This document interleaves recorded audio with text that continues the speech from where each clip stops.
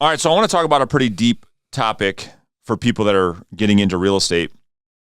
I put a post on Instagram last week, and here's what it said. It said, people that want to leave a job that they hate often get into real estate and find themselves not showing up for themselves the way they did for their full-time employer. And it's so true, right? I mean, all the conversations that I've had with agents that are part-time agent, have the full-time job, all they tell me is, man, what do I need to do to go full-time in real estate? I only have a little bit of time because I'm working so hard for the employer. Mm-hmm. And I said, okay, well, let's just look at this for a second. Why is it that people that have the full-time job, they say how bad they want to get out of that situation, and then they get into real estate, they end up quitting that job just to struggle to show up and prospect for 2 hours. Yep. And I'm like, well, what's the difference? You gave that employer your best self that you despised the whole time. You resented the job the entire time, and now you're exactly where you wanted to be. You're working for yourself, and you can't even show up for yourself. Yeah. And the obvious answer is accountability. Yeah. And the thing is, with people that get into this industry and leave the job, they want to be their own boss. I want to work for myself. I don't want that accountability. Find themselves in a world where the ones who win in this business are the ones seeking accountability. Yeah. What are your thoughts on that? Well, I think you're 100% spot on, but I also think it's important to define accountability. Because accountability in the workspace, sure, you have a boss who's telling you what to do, but a lot of the times the reason you're doing your job, you're putting those 60 hours a week in, like you're doing everything for that boss or that company, isn't because they're babysitting you, telling you what to do. It's because if you don't do it, some shit's going to happen. That's a great point. What I describe, so like when agents come to us asking for coaching and accountability, this is how I describe our coaching and what we do, and what I think agents are really looking for when they want accountability isn't for a boss, isn't for someone to babysit them, because that's why they left it in the first place. So I describe their journey of real estate and like succeeding in this business like a road trip. So let's put it this way. Let's say somebody lives down in Florida and their income goal, for just to relate this to real estate, is $200,000. Okay. So I tell them, all right, so if I told you that I had $200,000 for you right up here in Michigan, all you had to do is get in the car, come drive here and get it. And that's all I told them. They're probably not going to get here and get it, because that's kind of like where they are right now. They're like, all right, well, how do I get there? What's the address? Like, can I use a GPS? But when we start to describe, all right, well, we're going to give you the address. We're going to allow you to use a GPS. You can bring someone in the car with you. You can have a buddy. And on mile 324, when you get a flat tire, we'll help you change it. Mm-hmm. But we're not going to be in the back seat asking you every 10 minutes if you're still driving. Right. Because would you need us to do that? Right. No, because you're going to come get the money. You know how to get here. That's what I describe as accountability, is just having a clear path to get there. And like every once in a while, you're going to need someone to help you change a flat tire. Like you're going to want the right environment. But I don't think agents want babysitters. And I think that's kind of something we have to clear up for people. And maybe it's just having self-awareness of what you need. Some people might need a babysitter, and there's nothing wrong with that. I always joke when I call it a babysitter. But what are your thoughts on that when I describe it that way? So you said something, I tell a story that's similar, but it's a little different in that the thing that just hit me was you were just about to talk about loss aversion. Yes. And here's what we know about human behavior is, and I think this is the answer to the problem that we pose in today's episode, is human beings are much more motivated by the fear of loss than they are for the opportunity of gain. They're much more motivated. And this is why we see the people that work at their full-time job that are getting the guaranteed paycheck every other Friday or every Friday, their motivation to keep that paycheck, we know this is not an opinion, is much greater than when they work for themselves with an unlimited income potential. It's very sad, but that's the human race. Yeah, it's how our brain is designed to do. Our brain is like on a fundamental level designed to protect us. That's right. And so like if there's a loss in going all the way back, like if you don't take an action 10,000 years ago, a million years ago, like you're going to get eaten by that tiger. Yeah. So, but in today's world, like in real estate, there is no, immediate consequence. There's no immediate loss to not doing the prospecting, and there's different types of it too.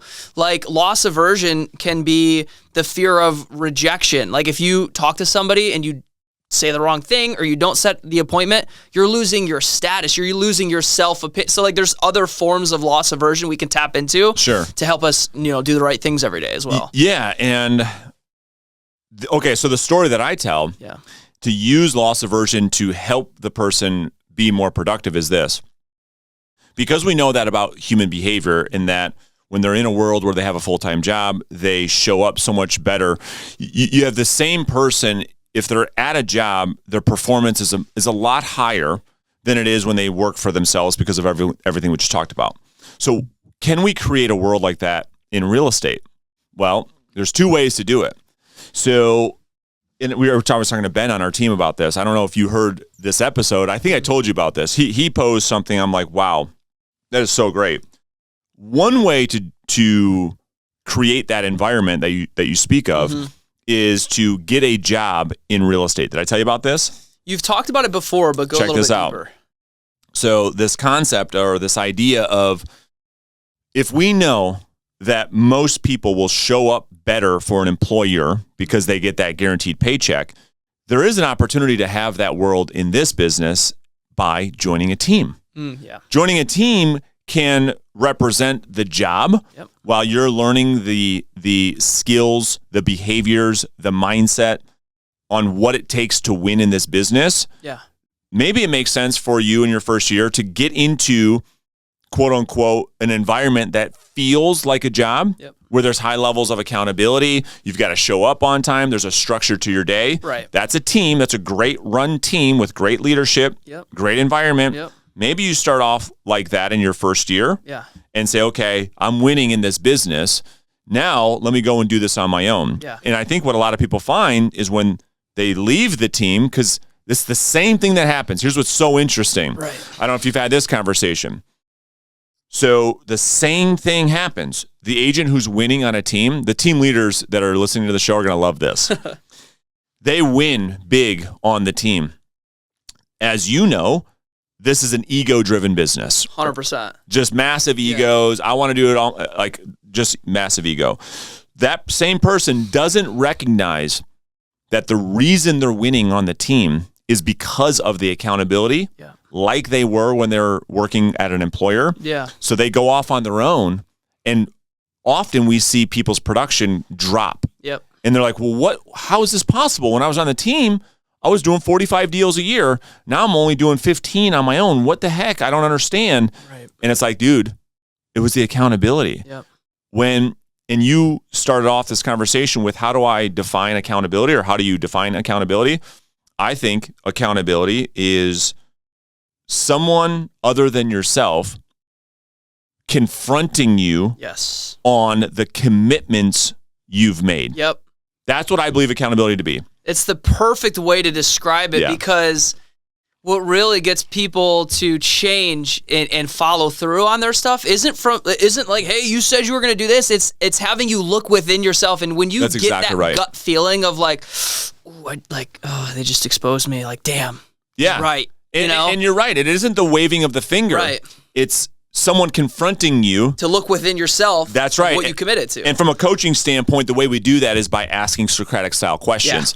Right. So it's like, Colton, when we talked 6 months ago, you sat there and told me how important this was to you and your new wife, that you were going to do this, you're going to do this. What's changed? And then you're like, well, what do you mean? Well, you haven't shown up. You haven't prospected this the way you said you were going to, did your goals change? And this is that inward discovery process you get somebody to go through, that introspection. The other way to create a world of that we're trying to talk about, this environment, this is the story that I tell. I say, okay, well, let's look at a business plan of someone that wants to make $250,000. Let's break down that business plan and find out how much would they make per contact, right? Whether or not that turned into an appointment or a lead. So $1 per contact. And we find that, I'm just making the number up. Let's just call it $50 per contact. I say to someone, imagine a world, and I'd be happy to do it. I've yet to have someone take me up on it. But here's what I say. Colton, I'll give you the $250,000 today. I'll write you a check after this meeting. We'll put it into your bank account. And every day that you have the 20 or 30 contacts that you need to have every day, you get to keep the money. Anytime you don't hit the contact goal, you lose $50 a contact. And let's see how you end up at the end of the year. Yep. And for most agents, it's simply a process of not having enough conversations, because at the end of the year, someone that takes me up on that deal is left with no money. Right. Because every day I'm retracting money out of their bank account. And when an agent looks at it from that standpoint, and James Clear talks about this in Atomic Habits, and I'm working with him right now. Nice. I'm going through his course right now. All right. He goes deep on these concepts. You have to start to really focus on the process and the activities and the behaviors versus the outcome. Yep. Versus the goal of earning $250,000. We have to focus on the small actionable behaviors, become addicted to those things like a contact goal. And then the game is to check mark all your contacts off this literally a physical piece of paper every day. And that's the thing that hardwires the behavior, the habit. And it's too painful to come in and not check the boxes. Dude, it's so funny you say that. I don't think I've told you this. I've kind of built like a little bit of an app for myself to track all of my habits. So I've got a daily log. I track my habit, and then it goes up onto a dashboard I'm looking at, and I'm like, dude, if I see that dashboard and I don't have my workout, or I missed a workout, or I've only worked out so much time, kind of frustrates me, you know? So it's like when you can visually see it outside of your head, like it just makes it so much more real because it's outside of your head. Yeah. And James, I love the way he articulates it. He talks about it's proof to the mind that you're making progress. Yes. Yeah. Because in order to create a sustainable habit and behavior, and we've seen this with people that have accomplished goals and people that fail to accomplish their goals. Yep. I mean, we're in February already, and I bet you there's all kinds of people that have already fallen off their New Year's resolutions, right? The gyms are empty again. Yeah. You know, the gym, the beginning of January, I'm like, oh, it's a new year. It was just lines at every single station. Now it's empty again, right? 30 days in the game. So, you know, we see those types of people and say, okay, well, how is it that we can stick to the goal versus not? And it's just simply the process of tracking. Yeah. Yep. Because he talks about the brain needs to experience small wins.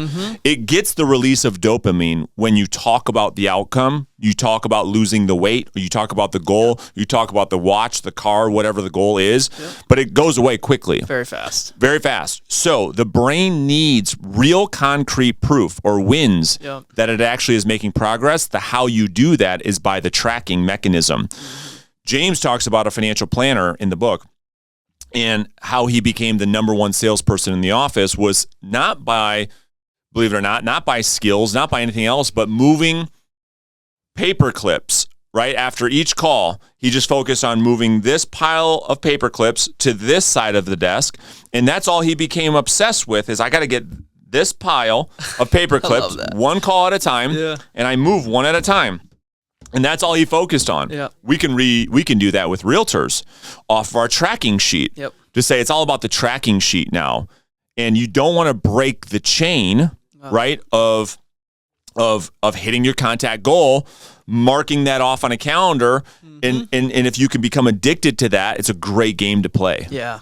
I love it. Yeah. Perfect. So let's kind of go back to the original kind of topic is like, well, how do you show up for yourself? And this is more of an insight that I want people to get from today's episode is that think about how I think most people would agree in that they do show up more for other people and at the same time complain that they're not able to work for themselves.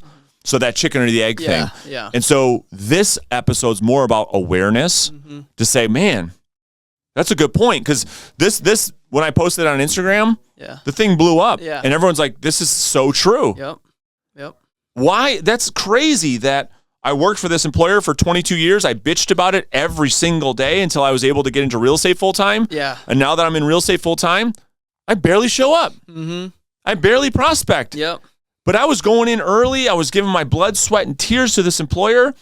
And I think it has everything to do with, that fear of loss. And two, like with a job, with an employer, and when I say this, it's not a literal thing, but like you don't have to think about, like you just do. Like you got to use your mind, like, but you just do. And so what agents, the expectation in this business isn't laid out of what this job actually is. So they don't know how to design their day. They don't know what to do and when to do it. And so then they are thinking all day of what to do, but they're not doing. Yeah, that's a great point. Yeah, so if you can create a plan for yourself, put it on the calendar, let your calendar be your boss. That's right. And then just do what the calendar says, or however, with paper clips, whatever your mechanism is, design it and then follow it. Yeah, it's a great point, because now you're bringing up the idea of creative avoidance. Yes. And that's what people fall into when they start working for themselves for the first time. They don't know what to do. Right. So they get caught up in tricking themselves in that they're being productive because they're just trying to, they're like busy. Yep. They're not being productive. No. They're busy thinking about, okay, I got to do this, my website, my business cards, this folder, I got this, you know what I mean? Yeah. And it's filled with things, but they're not moving the business forward because they're just focused on, a bunch of tasks that don't lead to productivity or income. Right. Yeah. You got to know what to do and then just do it.